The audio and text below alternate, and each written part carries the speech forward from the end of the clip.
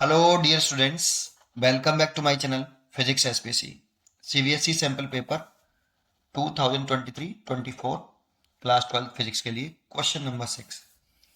The relative permeability of substance X is slightly less than unity and that of substance Y slightly more than unity. Then चार choice दे रखी.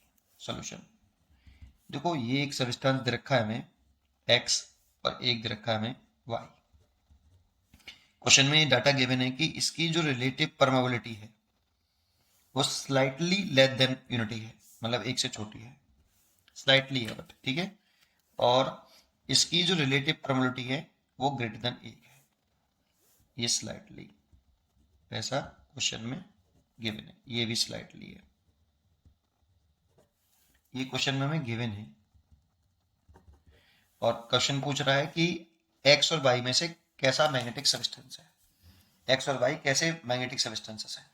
देखो, इसके लिए एक तो हमें फॉर्मूला याद होना चाहिए, ये relative probability is equal to 1 plus chi M. यहाँ जो जाई एम है इसे बोलते हैं मैग्नेटिक ससेप्टिबिलिटी और इसकी वैल्यू होती है I upon H. I intensity of magnetisation, H magnetising field है ना. आई यहाँ पर इंटेंसिटी ऑफ मैग्नेटाइजेशन होता है, इंटेंसिटी ऑफ मैग्नेटाइजेशन, और एच मैग्नेटाइजिंग फील्ड होता है, मैग्नेटाइजिंग फील्ड. और जाई एम जो होता है मैग्नेटिक ससेप्टिबिलिटी होती है, आई अपॉन एच. अब समझते हैं इसको. मान लो मैं फॉर पैरामेग्नेटिक मटेरियल की बात करूं, जो पैरामैग्नेटिक मटेरियल होते हैं उनकी बात करें, तो पैरामैग्नेटिक मटेरियल की डेफिनेशन हमें आनी चाहिए बेटा कि पैरामैग्नेटिक मटेरियल ऐसे सब्सटेंसेस हैं कि इनको एक्सटर्नल मैग्नेटिक फील्ड में जब रखते हैं तो ये फीबली मैग्नेटाइज होते हैं in the direction of magnetic field. Feebly magnetize इसका मतलब है, फीबली मैग्नेटाइज होने का मतलब इसका जो डायपोल मोमेंट डेवलप हुआ है वेरी स्मॉल है, एम. फीबली मैग्नेटाइज हुआ है in the direction of magnetic field, ये ठीक है नहीं.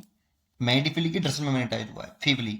और इंटेंसिटी ऑफ मैग्नेटाइजेशन आई जो होता है ना, ये होता है induced magnetic dipole moment, magnetic dipole moment over volume. ये इंटेंसिटी ऑफ मैग्नेटाइजेशन का फॉर्मूला. अब सोचो, डायपोल मोमेंट ही वेरी स्मॉल है, तो इंड्यूस्ड डायपोल मोमेंट जो है वो वेरी स्मॉल है, तो इंटेंसिटी ऑफ जो मैग्नेटाइजेशन होगा ये भी वेरी स्मॉल होगा, आई. और मैग्नेटिक फील्ड की डायरेक्शन में हो रहा है मैग्नेटाइज्ड, इसलिए पॉजिटिव होगा. तो वेरी स्मॉल एंड पॉजिटिव, आई. और ऐसा है तो जो जाई एम है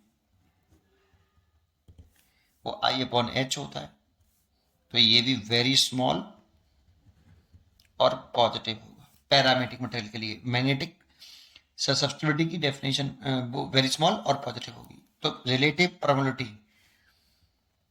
is equal to 1 plus chi M है. अगर सोचो, अगर जाई एम एक से बहुत छोटा है, अगर एक से छोटा है वेरी स्मॉल है, तो जाई एम एक से छोटा है और पॉजिटिव है, तो ये रिलेटिव प्रोबेबिलिटी आएगी तो पॉजिटिव. लेकिन अगर ये एक से छोटी होगी तो इस ऐड कर लोगे तो 1 से थोड़ा सा रिलेटिव प्रोबेबिलिटी ज्यादा आएगी. Mu R is slightly greater than 1, slightly greater than 1, slightly greater आएगी बेटा. मतलब पैरामेट्रिक मटेरियल के लिए आपका relative probability slightly greater than 1 होती है और पॉजिटिव होती है. क्यों समझ में आया होगा? क्योंकि इसका जो जाई है वो वेरी स्मॉल है, एक से छोटा है.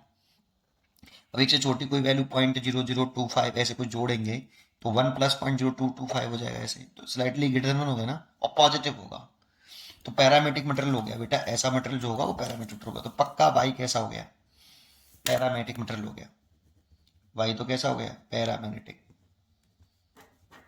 क्योंकि हमारा म्यू ग्रेटर देन 1 आ रहा है. अब डायमैग्नेटिक सब्सटेंस की चर्चा कर लेते हैं थोड़ी सी.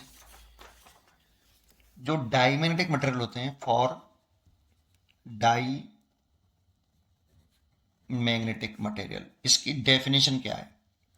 ऐसे मटेरियल या ऐसे सब्सटेंस जिनको किसी एक्सटर्नल मैग्नेटिक फील्ड में रखें, ये एक्सटर्नल मैग्नेटिक फील्ड में रखा तो ये फीवली मैग्नेटाइज हो अपोजिट डायरेक्शन में, मैग्नेटिक फील्ड के अपोजिट डायरेक्शन में ये मैग्नेटाइज हो रहे हैं, लेकिन हो फीवली रहे हैं, ये भी फीवली मैग्नेटाइज होता है बेटा, in the opposite direction of magnetic field. ये डेफिनेशन है इसकी। और फीवली मैग्नेटाइज हो रहा है मतलब फीवली हो रहा है, इसका मतलब एम इसका भी वेरी स्मॉल है ऐसे। और एम अगर वेरी स्मॉल है तो इंटेंसिटी ऑफ मैग्नेटाइजेशन एम बटे वॉल्यूम, ये भी पॉजिटिव स्मॉल होगा, वेरी स्मॉल, लेकिन होगा नेगेटिव। नेगेटिव इसीलिए होगा क्योंकि ये मैग्नेटिक फील्ड के अपोजिट डायरेक्शन में मैग्नेटाइज हो रहा है बेटा, ये मैग्नेटिक फील्ड के अपोजिट डायरेक्शन में मैग्नेटाइज हो रहा है, इसीलिए नेगेटिव आएगा और स्मॉल होगा। तो इसका जो जाइएम होगा, मैग्नेटिक ससेप्टिबिलिटी जो होगी वो आई अपॉन एच होता है। तो देखो I is very small and negative, so आपका जाइएम जो होगा वो वेरी स्मॉल और नेगेटिव होगा, इसीलिए इसकी जो रिलेटिव प्रोबेबिलिटी लिखा लें 1 प्लस जाइएम। अब सोचो अगर ये जाइएम बहुत छोटा है, जैसे कोई भी वैल्यू लो माइनस में है और 0.0286 ऐसे कुछ है, कुछ भी एक से छोटा है, तो सोचो एक में से जब इसे घटाएंगे तो म्यू आर की वैल्यू आएगी तो पॉजिटिव ही, तो रिलेटिव प्रोबेबिलिटी तो पॉजिटिव होती है डायमैग्नेटिक मटेरियल की भी, लेकिन आएगी एक से छोटी, एक में से कुछ घटा देंगे तो एक से तो छोटी आएगी ना, तो mu R is less than 1, slightly less than आएगा बेटा। तो डायमैग्नेटिक मटेरियल होगा उसका रिलेटिव प्रोबेबिलिटी एक से स्लाइटली छोटी होगी, तो इसीलिए देखो ये स्लाइटली बोल रहा है यहाँ पे एक से छोटा है, ये पक्का डायमैग्नेटिक मटेरियल हो गया, डाईमैग्नेटिक मटेरियल है। अगर मैं फेरोमैग्नेटिक मटेरियल की बात करूं, फेरोमैग्नेटिक मटेरियल इसकी बात करें तो कोई भी फेरोमैग्नेटिक सब्सटेंस को जब आप एक्सटर्नल मैग्नेटिक फील्ड में रखते हो तो ये स्ट्रांगली मैग्नेटाइज होता है in the direction of magnetic field, strongly magnetize हो रहा है बेटा, ये स्ट्रांगली मैग्नेटाइज हो रहा है बेटा, और मैग्नेटिक फील्ड की डायरेक्शन में ही हो रहा है, तो एम इसका वेरी लार्ज होता है, वेरी लार्ज। इसलिए इंटेंसिटी ऑफ मैग्नेटाइजेशन जो होगा वो magnetic dipole moment upon volume, तो ये एम वेरी लार्ज है और मैग्नेटिक फील्ड की डायरेक्शन में है, इसीलिए इसका intensity of magnetisation very large होगा और पॉजिटिव होगा, इसीलिए इसका जो जाइएम होगा ना, जाइएम आई अपॉन एच, ये वेरी लार्ज होगा और पॉजिटिव होगा। जानते हो इसका जाइएम जो है 10⁻³ टू 10�5 वेरी करता है कभी कभी, ठीक है ना, अलग अलग मटेरियल के लिए अलग अलग होता है, फेरोमैग्नेटिक सब्सटेंस बहुत सारे होते हैं, तो कम से कम इतना वेरी इसके बीच में लाइट रेंज होती है इसकी जाइएम की, वेरी लार्ज और पॉजिटिव होता है। तो सोचो इसका जो रिलेटिव प्रोबेबिलिटी होगी वो 1 प्लस जाइएम होगी, और जाइएम पॉजिटिव भी है और वेरी लार्ज है, magnetic susceptibility very large and positive, तो इसमें जोड़ देंगे, एक और जोड़ देंगे तो mu R is greater than 1, बहुत बड़ा होगा बेटा, एक से बहुत ज्यादा बड़ा होगा, स्लाइटली नहीं बहुत बड़ा होगा रिलेटिव प्रोबेबिलिटी, और पॉजिटिव होगा।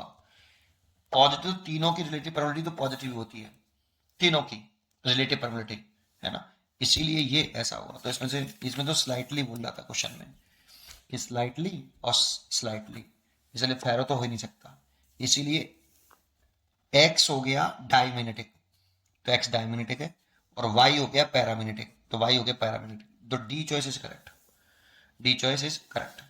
पढ़ते रहिए और खुश रहिए, थैंक यू।